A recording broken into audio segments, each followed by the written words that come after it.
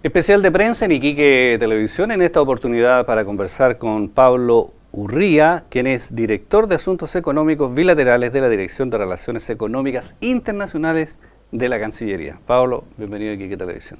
Muchísimas gracias, buenas tardes.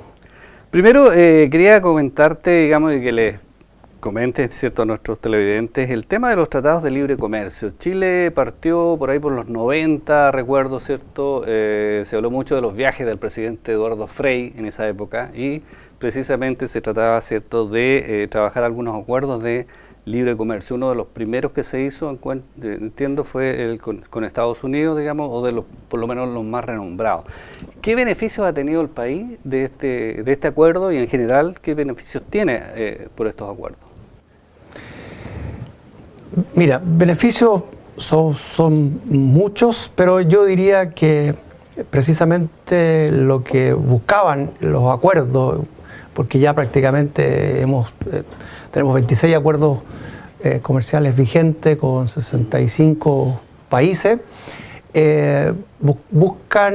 buscaban, especialmente cuando se planteó esto, la inserción de Chile en el comercio global, de una economía, que ya unilateralmente se había abierto, pero cómo generar las condiciones de competitividad para desarrollar nuestra economía en los terceros mercados donde nosotros nos comerciábamos. Disculpa, en la etapa previa, antes de los tratados de libre comercio, ¿qué significaba, en términos, esta situación? Que habían aranceles distintos en distintos países, que tú no podías ingresar con tus mercaderías, que había muchas trabas, muchas limitaciones. ¿Qué pasaba antes? Es verdad que lo más tradicional es centrarse en el tema de aranceles, de bienes, pero en el comercio normal, en el mercado interno como internacional, se hace a través mayoritariamente de comercio de bienes, pero también tienes el comercio de servicios y también tienes el movimiento de capitales. Yo diría que esos son los tres ejes de desarrollo del comercio, de la economía, y por lo tanto lo que buscaba Chile es que, cuando yo digo apertura lateral, es que Chile creó. No solamente los aranceles son una expresión de una política comercial, fiscal, pero también creas las leyes que permitan dar las condiciones para desarrollar los negocios. Nosotros abrimos la economía para que viniera inversión extranjera, dando las garantías a las inversiones extranjeras para que pudiera venir acá a invertir, condiciones tributarias, de igualdad, de no discriminación, para desarrollar el comercio y servicio. Abrió. Pero ¿qué es lo que quería Chile? Buscar que a los países con los cuales nosotros de alguna manera incluso los abríamos las inversiones, poder llegar y conseguir las mismas condiciones que nosotros estamos ofreciendo lateralmente. Eso es un poco en términos generales, crearlas, ir a negociar los acuerdos. Obviamente, yo diría que en ese tiempo, más hoy, la principal barrera eran los aranceles. Los países desarrollados desarrollan una estructura en que tú le vendes la naranja y ellos te dan 0% arancel porque les interesa comprar naranja. Pero cuando tú quieres ir a vender a esos mercados jugo de naranja, el arancel sube a 15%. Eso se llama una barrera arancelaria que nosotros buscamos eliminar a través de la negociación de acuerdos de manera que yo pueda producir también mi jugo de naranja y venderlo allá, y en las mismas condiciones. Eso es lo que desarrollamos, y simplemente para decir como una muestra de que lo hemos aprovechado, es que en la época de los 2000 el intercambio, el PIB era de unos 30.000 millones de dólares, hoy día es 160.000 y ha llegado un poco más de mil millones de dólares. O sea, hemos triplicado y cuatriplicado el comercio en términos de valor, y eso ha sido claramente. ¿Y eso explica de alguna manera el desarrollo económico del país? A eso me refiero, claro. Que en el fondo eso ha sido crear las oportunidades para que precisamente poder desarrollarnos, incluso en cosas que hace 15 años atrás era impensable que nosotros produjéramos aceite de oliva. Hoy día somos altamente competidores en el mercado mundial de productores de aceite de oliva, de buena calidad, un producto que vino es el mejor embajador que hoy día estamos entrando. Pero hemos desarrollado sectores. Es verdad que probablemente en lo que es la parte, hoy día nosotros no producimos autos, probablemente ahí no se dio la competitividad. Un poco eso te quería preguntar, porque la crítica es que el país se ha conformado, ¿cierto?, entre comillas, con exportar commodities, ¿cierto? Algunos dicen exportar piedras, en el sentido bastante peyorativo en el caso de los minerales, pero no ha habido, ¿cierto?, un desarrollo a la par de la industria nacional. Eso, ¿hasta dónde es cierto eso y hasta dónde es mito? No sé si de mito, pero evidentemente el escenario ideal es que hubiéramos hecho esta política de apertura con las condiciones que se desarrolle una industria con mayor valor agregado, hablemoslo en términos generales.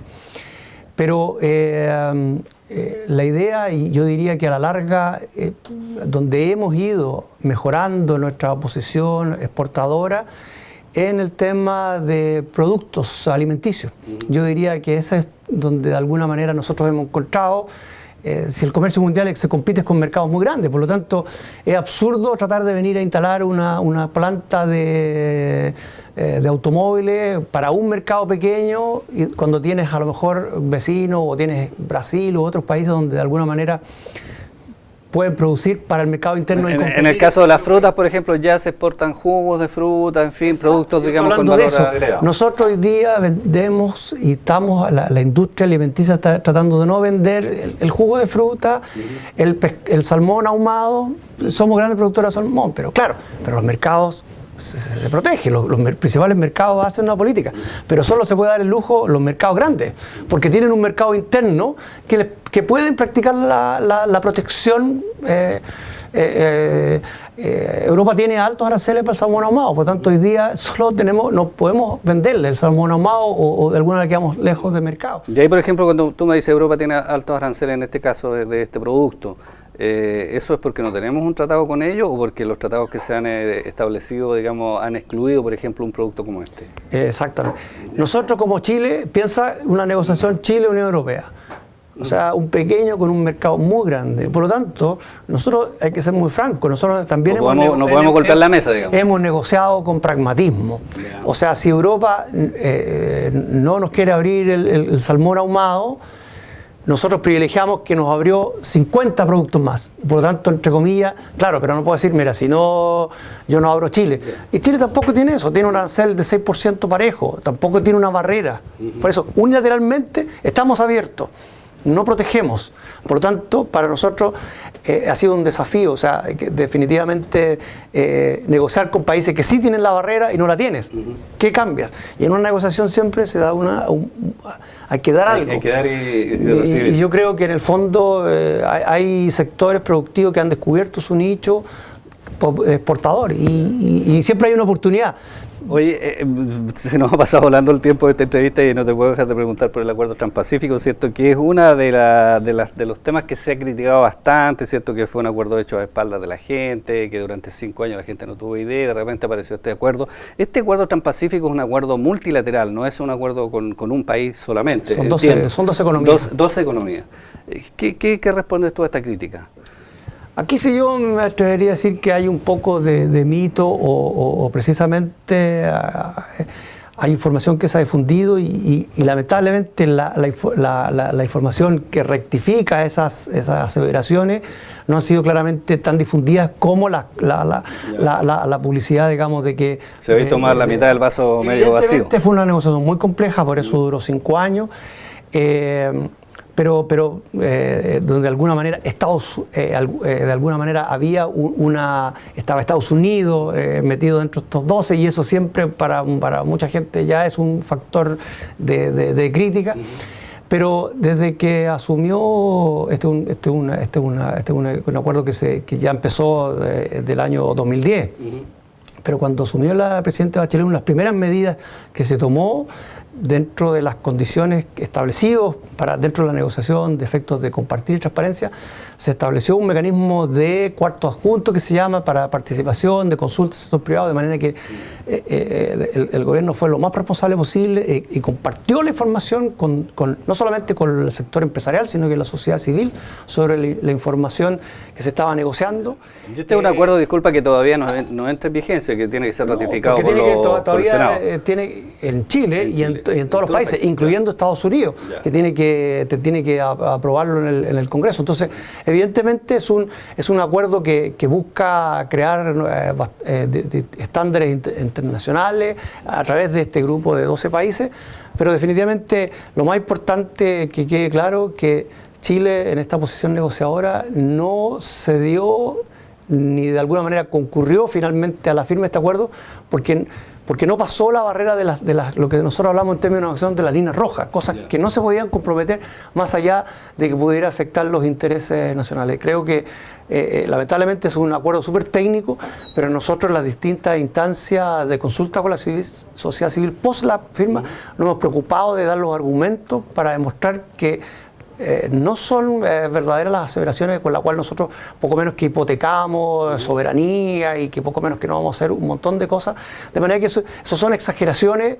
En las relaciones internacionales de tratados siempre hay cesión de soberanía en pos de un bien común, pero no una soberanía como en la forma exagerada que no vamos a poder hacer ningún cambio importante. Creo que hay mucho de información por un lado, pero no se ha dado suficiente publicidad a los beneficios que puede traer para Chile. Y tú visitaste hoy día la ciudad porque estás promoviendo la Alianza del Pacífico. Me señalabas que este es otro acuerdo que es distinto a los acuerdos bilaterales, es un acuerdo también multilateral. Siguiendo un poco la tendencia hoy día es que los países se agrupan a negociaciones plurilaterales. O sea, un grupo de países. Nosotros aquí en la América Latina hicimos este proceso de integración regional entre México, Colombia, Perú y Chile para avanzar más allá de un acuerdo comercial en pos de una mayor integración económica con un mecanismo lo más flexible posible, por la cual países que compartimos términos bastante semejanza en nuestra mirada de desarrollo y de política comercial poder avanzar. Y la idea es que vinimos precisamente a mostrar que es un proceso de integración interesante que queremos que la gente conozca y que no. Precisamente, y por último, en este aspecto, digamos, como una economía muy chiquita, digamos, como es la regional, ¿cierto? Si no hablamos del cobre, probablemente, hay agricultura, en fin, hay productos que han tratado de venderse fuera, de exportar. El limón de pica, por ejemplo, han hecho varias visitas, entiendo, a Europa, a España incluso, y uno dice los volúmenes de negocios que puede manejar una economía tan pequeña como la regional, también pueden participar de estos acuerdos. ¿Hay algunas ventanas, algunos lugares donde puedan trabajar? Entiendo, digamos, productos boutique, productos gourmet, no sé. ¿Dónde encaja un poco la economía regional en esto tan macro que tú nos has contado? Creemos que independiente de que haya situaciones específicas de producción relacionadas con temas agrícolas, climáticos, o sea, cualquier región de nuestro país se puede subir a la internacionalización de la economía, que insisto, que también tiene que ver con el comercio de servicios, donde de alguna manera también... No solo pensar en vender productos, digamos. Para los emprendimientos muchas veces está relacionado con servicios, las aplicaciones son servicios. Entonces, de alguna manera, hoy día, precisamente, la globalización ofrece oportunidades para los pequeños. Lo que pasa es que igual, y de alguna manera ahí viene la participación de los gobiernos y la Alianza del Pacífico, por ejemplo, tenemos como prioridad las pymes, porque las pequeñas y medianas empresas hay que crear las condiciones para que descubran un nicho de mercado que puedan desarrollar. Oportunidades existen para todos. Probablemente es verdad que en ciertos ámbitos hay actores dominantes de países o de economía, pero siempre hay oportunidades y uno descubre precisamente el efecto del trabajo de uno, es que descubre una empresa que está exportando zapatos a Estados Unidos, como zapatos a Estados Unidos cuando ven los chinos. O sea, existe un nicho de mercado de alguien que exporta zapatos, que se exportan casas prefabricadas a otros países. O sea, existen, y bueno, también lo que estamos trabajando es para que la oportunidad al principio era, ¿dónde pueden ir a hacer negocios? Europa, Estados Unidos. Existen los países del sudeste asiático, tenemos acuerdos también con la mayoría de los países del Asia-Pacífico. Estamos mirando también a los países de la Euroasia, que nos falta como desafío. O sea, si hay algún sector de la economía que está mal, bueno, hay otras oportunidades. Hay que mirar un poco al mundo. Mientras más oportunidades, mejor, y hay que... es el desafío. Bueno, queremos agradecerte, Pablo Urría, que nos haya acompañado en esta entrevista. Nada. Conversamos en este especial de prensa con el director de Asuntos Económicos Bilaterales de la Dirección de Relaciones Económicas Internacionales de la Cancillería, Pablo Urría.